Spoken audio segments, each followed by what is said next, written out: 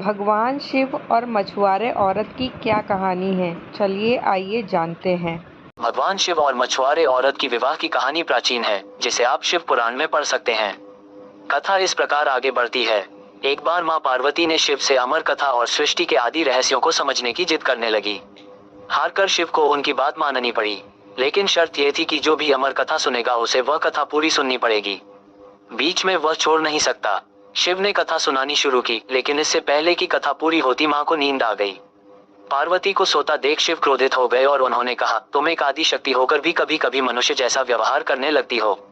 ये सुनकर माँ को अच्छा नहीं लगा और उन्होंने शिव से कहा, अब मुझे प्राप्त करने के लिए आपको मनुष्य योनि में ही जन्म लेना पड़ेगा। इतना कहने के पश्चात वह अंतर्ध्यान हो गई। पार्वती के जाने के पश्चात शिव बहुत उदास रहने लगे। कई बार उन्हें याद भी किया, लेकिन वह आए तो कैसे। उन्होंने एक मछुआरे के मुखिया के घर में जन्म ले लिया था। समय बीतने के साथ साथ पार्वती अपने बाल्यावस्था से निकलकर युवावस्था में प्रवेश कर गई।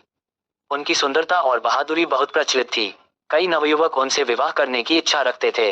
इधर शिव कई साल विरह में बिताने के बाद पार्वती को वापस लाने की सोची। उन्होंने अपने प्रिय नंदी को याद किया और एक लीला रची। शिव के कहे अनुसार नंदी ने एक विशालकाय मछली का रूप धारण किया और उसी नदी में चले गए जहां वह मछुआरे मछली पकड़ने आया करते थे। वहां नंदी ने मछली रूप में नदी में खूब उपद्रव मचाया। जब कभी भी उधर के मछुआरे मछली पकड़ने जाते, या तो नंदी महाराज जाल तोड़ देते या वहां से मछुआरों को ही भगा देते। सारे मछुआरे अपनी गुहार लेकर अपने मुखिया के पास पहुंचे। मुखिया ने उनकी बात सुनी और ऐलान करवा दिया कि जो कोई भी उस मछली को पकड़कर मेरे सामने लाएगा, मैं उससे पार्वती का विवाह कर दूंगा। इतना सुनने के बाद बहुत सारे नवयुवकों ने प्रयास किया, लेकिन नंदी को पकड़ने में असफल रहे। अंततः शिव ने मनुष्य रूप धारण करके मछुआरे की मुखिया के पास पहुंचे और उस मछली को पकड़ने की अपनी इच्छा जताई। जैसे वह नदी के पास पहुंचे, नंदी उन्हें देखते ही समझ गए कि यही मेरे इष्ट हैं और खुद को उन्हें समर्पित कर दिया। इस प्रकार शिव और पार्वती का पुनः विवाह हुआ।